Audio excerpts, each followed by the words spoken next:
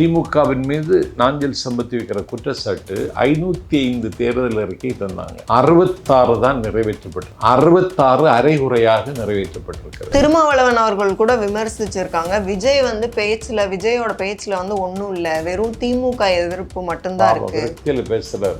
மக்கள் சார்ந்த பிரச்சனைகள் ஒன்றும் பேசுறாரு தொல் திருமாவளவன். நீங்க ஒரு 3 மாசமா தொல் திருமாவளவன் நடவடிக்கை கவனிச்சிட்டு இருந்தா அந்த கட்சி கூட இன்னைக்கு அதுக்கு டெப்த்தை இழந்து கொண்டு வருகிறதுங்கிற அளவுக்கு அந்த கட்சியிலேயும் இருக்கிற தொண்டர்கள் மனதிலேயும் விஜய் தங்கச்சிம்மாசனம் போட்டிருக்கிறார். இதெல்லாம் தேர்தல் முடிவில் தெரிஞ்சோம். இன்னொருவரை பாராட்டினால் அது ஆபத்து என்று கருதுகிற மனப்பான்மை இல்லாத தலைவர் விஜய் தான். என்ன பார்த்தாலும் பகை பாராட்டுவதும் குறுக்கு சுவர் எழுப்புவதும் ஒரு குற்ற மனப்பான்மையோடு பார்க்கிற அரசியலை தலைவர் விஜய் அவர்கள் விரும்பவில்லை என்பதற்கு ஆற்காடு நவாபினுடைய பேச்சை அங்கீகரித்ததன் மூலம் நான் உணர்ந்து கொண்டேன். விஜய் பேசும்போதுமே புரட்சி தலைவர் எம்ஜிஆரையும் குறிப்பிடுறாரு, ஜெயலலிதா அவர்களையும் குறிப்பிடுறாரு. அப்ப ஜெயலலிதா அவர்களுடைய படம் வச்சாலும் திட்டமாட்டேங்கிறாரு. அப்ப வந்து அவங்களும் கொள்கை தலைவர்களா? இல்ல கொள்கை தலைவராக எல்லாம் இல்ல, ஏடிஎம்கே காலி பண்ணணுங்கிறதுக்காக ராஜேந்திரன் தானே.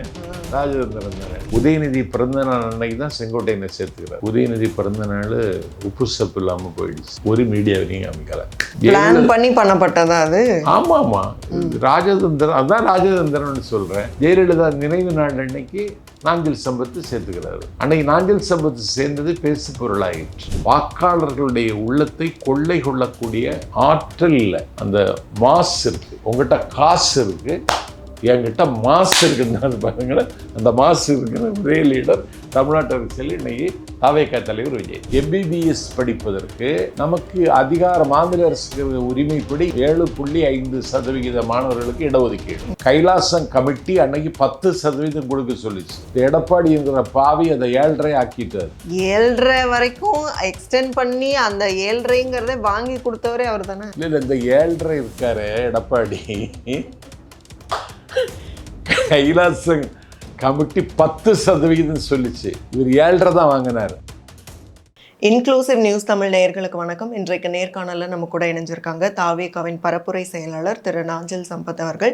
நிறைய கேள்விகள் கேட்க போகிறோம், வாங்க பேசலாம். வணக்கம். வணக்கம். இப்போ தேர்தல் அறிக்கை அப்படின்னு பார்க்கும்போது தாவேகா அடுத்து தேர்தல் அறிக்கையை வந்து பரபரப்பாக அதை வந்து தயார் பண்ணுற நிலையில் மக்கள்கிட்ட வந்து கேட்டு அவங்களோட பிரச்சனைகள் சார்ந்து தயாரிக்கப்படும் அப்படின்னு அருண்ராஜ் அவர்கள் வந்து சொல்லியிருக்காங்க. ஆனால் இப்போ அடிக்கடி வந்து தாவேகா தலைவர் விஜய் சொல்லக்கூடிய விஷயம் என்னென்னா, திமுக கொடுத்த வாக்குறுதிகளை நிறைவேற்றியதா அப்படின்னு தான் கேட்குறாங்க. ஸோ ஒவ்வொரு இடம் பேசும்போதும். ஆனால் இப்போது தாவேகாவோட வாக்குறுதிகள் அப்படின்னு வரும்போது, அந்த தேர்தல் வாக்குறுதிகள்னு வரும்போது எவ்வளோ கொடுக்குறீங்களோ அவ்வளோவையும் நிறைவேற்றுற சாத்தியக்கூறுகளோட தான் எவ்வளவு கொடுக்கறதுங்கிறது இனிமேல் தான் முடிவு பண்ணுவாங்க. சாத்தியம் உள்ளதை தான் சொல்லணும். ஏன்னா திமுகவின் மீது நாஞ்சில் சம்பத் வைக்கிற குற்றச்சாட்டு 505 தேர்தல் அறிக்கை தந்தாங்க. 66 தான் நிறைவேற்றப்பட்டிருக்கிறது. 66 அரைகுறையாக நிறைவேற்றப்பட்டிருக்கிறது. 132 அறிக்கை தவிர மற்றவை நிறைவேற்றப்படவில்லை. இதை ஆதாரபூர்வமாக என்னால் பேச முடியும்.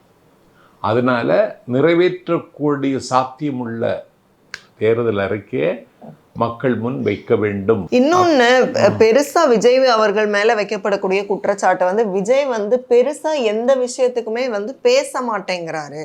இப்போ மகாத்மா காந்தி தேசிய ஊரக அந்த திட்டம், அந்த திட்டத்துக்கும் பேர் மாற்றிருக்காங்க, காந்தியோட பேரையே மாற்றிருக்காங்கும் போது அதில் கூட ஒரு ஸ்டாண்டை சொல்கிறது இல்லை. டே டு டே ஒன்று நடக்குதுன்னா அதில் ஆக்டிவாக வந்து கருத்து சொல்கிறது இல்லை அப்படிங்கிறது அது ஒரு தலைவருக்கான அழகாது. தலைவர் விஜய் சொல்லட்டா அவருடைய கட்சியினுடைய நிர்வாகிகள் நிறைய பேர் இருக்காங்க, அவங்க சொல்லுவாங்க, சொல்லிட்டாங்களே. ஆனாலும் தலைவருடைய விஜயை தான் எல்லாரும் எதிர்பார்க்குறாங்க. திட்டத்துக்கு மகாத்மா காந்தி பேரை எடுத்தது உடன்பாடு இல்லைன்னு சொல்லிட்டாங்க. ஆனால் விஜயே டைரக்டாக சொல்லணும்ல, தலைவரோட ஸ்டாண்டாக தானே அது இருக்கணும். இல்லை ஒவ்வொரு நாளும் ஒவ்வொரு செய்தி சொல்லிட்டு இருக்காரு. ஒரு யுத்த காலம் நெருங்குகிற நேரத்தில் என்னெல்லாம் பலவீனமான நிலைமையில் நமக்கு இருக்கோ அதை எல்லாத்தையும் படம் பிடிச்சு பேசிடுவார். அதுக்கு ஈரோடு விஜயமங்கலம் கூட்டமே சாட்சி. அதாவது திருமாவளவன் அவர்கள் கூட விமர்சிச்சிருக்காங்க, விஜய் வந்து விஜயோட பேச்சுல வந்து ஒன்றும் இல்லை, வெறும் திமுக எதிர்ப்பு மட்டும்தான் இருக்கு, விரக்தியில பேசுறாரு, மக்கள் சார்ந்த பிரச்சனைகள் விரக்தியில பேசுறாரு தொல் திருமாவளவன். நீங்க ஒரு 3 மாசமா தொல் திருமாவளவன் நடவடிக்கை கவனிச்சிட்டு இருந்தா அந்த கட்சி கூட இன்னைக்கு அதுக்கு டெப்த்தை இழந்து கொண்டு வருகிறதுங்கிற அளவுக்கு அந்த கட்சியிலையும் இருக்கிற தொண்டர்கள் மனதிலையும் விஜய் தங்கச்சிம்மாசனம் போட்டிருக்கிறார். இதெல்லாம் தேர்தல் முடிவில் தெரிஞ்சு நமக்கு. ஆற்காடு நவாப் அவர்கள் வந்து சமத்துவ கிறிஸ்துமஸ் விழாவில் பேசினது அதை எப்படி போட்டிருக்காங்கன்னா, அதாவது தமிழக அரசுக்கு விஜய் முன்னாடி பாராட்டு தெரிவித்தார் அப்படின்னு. அப்போ அந்த பொருளாதாரத்தில் 2வது இடம் இதெல்லாம் வந்து திராவிட கட்சிகள் இல்லாமல் சாத்தியமா? அது அப்போ தமிழகம் வளர்ந்து தானே இருக்கு, என்ன தேவை இருக்கு தாவேகாவுக்கு? ஆற்காடு அவர் ஒரு முஸ்லீம் குடும்பத்தில் ஒரு ராஜதர்பார் உள்ள குடும்பம். அந்த குடும்பம் அந்த பிரதிநிதியை கூப்பிட்ருக்காங்க, அவர் பேசியிருக்கிறார். அதுக்கு அந்த அந்த அந்த நிகழ்ச்சியிலேயே அதை கவனிச்சுட்டு தான் இருந்தாரே தவிர முகஞ்சொலிக்கலையே. இன்னொருவரை பாராட்டினால் அது ஆபத்து என்று கருதுகிற மனப்பான்மை இல்லாத தலைவர் விஜய் தான். என்ன பார்த்தாலும் பகை பாராட்டுவதும் குறுக்கு சுவர் எழுப்புவதும் ஒரு குற்ற மனப்பான்மையோடு பார்க்கிற அரசியலை தலைவர் விஜய் அவர்கள் விரும்பவில்லை என்பதற்கு ஆற்காடு நவாபினுடைய பேச்சை அங்கீகரித்ததன் மூலம் நான் உணர்ந்து கொண்டேன். அதே மாதிரி எங்கள் ஒருங்கிணைப்பாளர் கோவை மண்டலத்தினுடைய அமைப்பு சிலர் செங்கோட்டையன் பாக்கெட்டில் அவர் ஜெயலலிதாவினுடைய படத்தை வைத்திருக்கிறார். அதை எடுங்கன்னு சொல்லலைங்கிறத விட அதை கண்டுகொள்ளவே இல்லை. ஒரு நீண்ட காலம் அதிமுகவில் பயணித்தவர், அவரை ஆட்கொண்ட தலைவி அவங்க பாக்கெட்டை வச்சிருக்காருன்னா, இல்லை பிஜேபியில இருந்து வந்தால் சாவர்கர் படத்தை வச்சுக்கலாமா அப்படின்னு கேட்குறாங்க. அது வைக்க முடியாது. ஆட்கொண்ட தலைவிக்கு படத்தை வச்சிருக்காங்க, அதை நம்ம குறை காணக்கூடாதுங்கிற அந்த பெருந்தன்மை இருக்கு பாருங்க. விஜய் பேசும்போதுமே புரட்சி தலைவர் எம்ஜிஆரையும் குறிப்பிடுறாரு, ஜெயலலிதா அவர்களையும் குறிப்பிடுறாரு. அப்ப ஜெயலலிதா அவர்களுடைய படம் வச்சாலும் திட்ட மாட்டேங்கிறாரு. விசாலமா அப்ப வந்து அவங்களும் கொள்கை தலைவர்களா? இல்ல கொள்கை தலைவராக எல்லாம் ஒத்து இல்ல ஏடிஎம்கே காலி பண்ணணுங்கிறதுக்காக அது ராஜதந்திரம் தானே. ராஜதந்திரம் தானே, பெரிய ராஜதந்திரம். அதெல்லாம் விஜய்கிட்ட இருக்கு, தலைவர் விஜய்கிட்ட இருக்கு. ஏன்னா நல்ல கவனிங்க, நீங்கள் உதயநிதி பிறந்த நாள் அன்னைக்கு தான் செங்கோட்டையனை சேர்த்துக்கிறார்.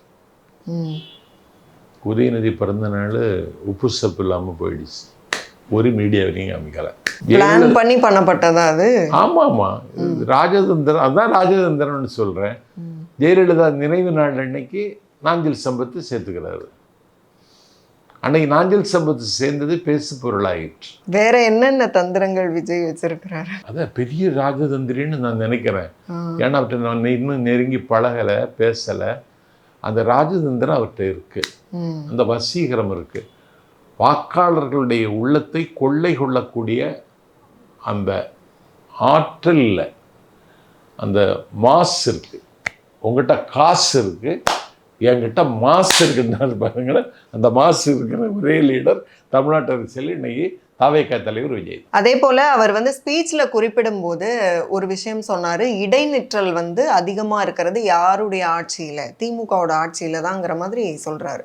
அப்போ ஆனா அன்பில் மகேஷ் அவர்கள் வந்து ரிப்ளை கொடுக்குறாங்க, அதுல வந்து 16% அளவுக்கு வந்து செங்கோட்டையன் அவர்கள் பள்ளி கல்வித்துறை அமைச்சராக இருக்கும்போது தான் இருந்தது. இப்போ இந்த ஆட்சியில வந்து 7.4 சம்திங் அப்படின்னு குறைஞ்சிருக்கு. அப்போ இடைநிற்றல் வந்து யார் ஆட்சியில் அதிகம்னு நீங்களே புரிஞ்சுக்கோங்க அப்படி சொல்லி. இது வந்து அன்பில் பொய்யாமொழி சப்ப கட்டுறது 206 டேட்டாவோட தானே சொல்றேன். ஏழுங்க, 206 அரசு பள்ளிகள் மூடி இருக்கு.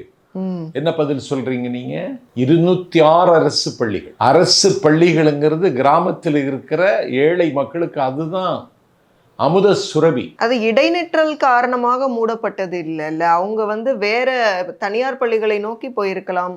அதுக்கு அரசு என்ன நடவடிக்கை எடுத்ததுன்னு கேட்கிறேன். இன்னைக்கு அரசு பள்ளி மாணவர்களுக்கு MBBS படிப்பதற்கு நமக்கு மாநில அரசுக்கு உரிமைப்படி 7.5 லட்சம் 7.5% மாணவர்களுக்கு இடஒதுக்கீடு.